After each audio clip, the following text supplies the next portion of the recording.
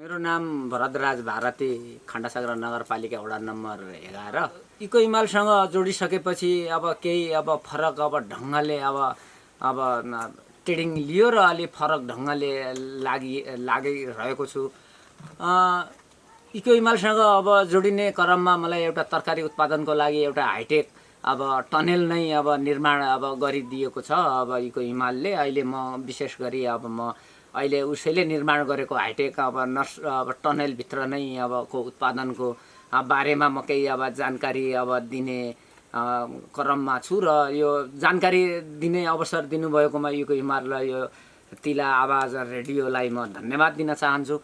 र नितान्त भन्दा पहिलाको र अहिलेको धेरै फरक छ। पहिलाको फरक भन्दाखेरि पहिलाको हाइब्रिड उत्पादन र रासायनिक र अनि र विषादीको प्रयोगद्वारा उत्पादन गर्ने कुरामा थियो भने अहिले नभएर रैथाने बालीलाई संरक्षण गर्दै अर्गानिक उत्पादनतिर इको हिमालले हामीलाई उत्प्रेरित गरेको छ र त्यसै मापदण्डमा हामी लागिरहेका छौँ र विशेष गरी म पनि त्यसै मापदण्डमा लागिरहेको छु।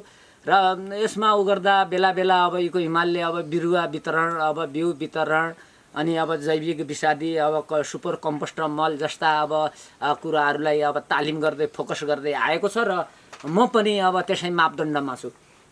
यो अर्गानिक उत्पादन गर्नुपर्छ भनेर थोरै थोरै केही न केही कुराहरू सिकाएको थियो र त्यसै बावजुद यहाँका किसानहरूले रासायनिक र विषादी भन्ने कुरालाई न्यूनीकरण गरेको अवस्था पनि छ र न्यूनीकरण भए पनि यता कता जैविक विषादी नबनाउँदा ठुलो आफ्नो काम गरेको हिसाबले ठुलो परिणाममा क्षति हुन खोज्यो भने अन्तिम चरणमा आएर प्रयोग गर्नुपर्ने अवस्था हुन सक्थ्यो र अहिले त्यस्तो छैन। हामीले विषादी आफै नै उत्पादन गरेर प्रयोग गर्ने गरेपछि यो हाइटेक नर्सरीभित्र टन्नै यो तरकारीहरू लगाउनु भएको छ। उत्पादन कति लिनुभयो, यसको नाफा के कस्तो भयो, यसको मार्केटिङ बजारमा यो बेच्नलाई कतिको गाह्रो छ, कस्तो छ, यसको बारेमा थोरै यहाँले भनिदिनु पर्ने। यहाँभित्र लगाएको स्थानीय चिचिन्डा हो। अरे करेलाको हकमा अलिकता बाहिरको करेला थोरै बाहिरको करेला पनि लगाएको छु र यो चिचिन्डा सबै यहाँको रैथाने हो।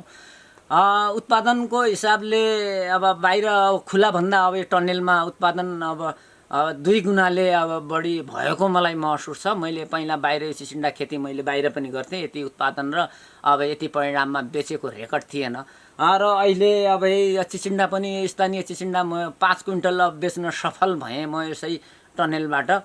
र यसको बजारीकरणको कुरा गर्दा बजारीकरणमा पनि खासै त्यति प्रभाव परेको देखिएन। सुरुमा 100 रुपियाँमा बेच्न सकिएको थियो भने अहिले 80 रुपियाँसम्म अन्तिमसम्म मैले 80 रुपियाँमा बेचिरहेको छु र खासै बजारीकरणको पनि त्यति समस्या देखिएको छैन र अलि धेरै बाहिर पनि उत्पादन हुने भए हुनाले यहाँको टोल नै यहाँ अलि तरकारी व्यापार व्यवसाय गर्ने ठाउँ भए हुनाले कहिलेकाहीँ धेरै उत्पादन भएको बेला अलि मार्केट को मूल्य चाहिँ तल झरेर आउँछ। झरेर आए पनि उत्पादनको हिसाबले घाटा चाहिँ छैन र पनि धेरै उत्पादन भए पनि समस्या हुने हामीले देखिरहेका छैनौँ, किनभने अहिले पनि इको हिमालले यहाँको तरकारी सङ्कलनको लागि एउटा कोल्ड स्टोरको व्यवस्थापन गरिदिएको छ र हामी अर्को यो वर्ष अलि ढिला हुँदाखेरि अहिलेको यो बर्खे तरकारीले हामीले सङ्कलन गर्न सकेनौँ। यो प्राविधिक कारण हरेक कारणले गर्दाखेरि गर्न सकेनौँ। अर्को वर्षदेखि यहाँको टन तरकारी उत्पादन भए पनि मार्केटको समस्या हुने छैन र हामी यहीँ सङ्कलन गरेर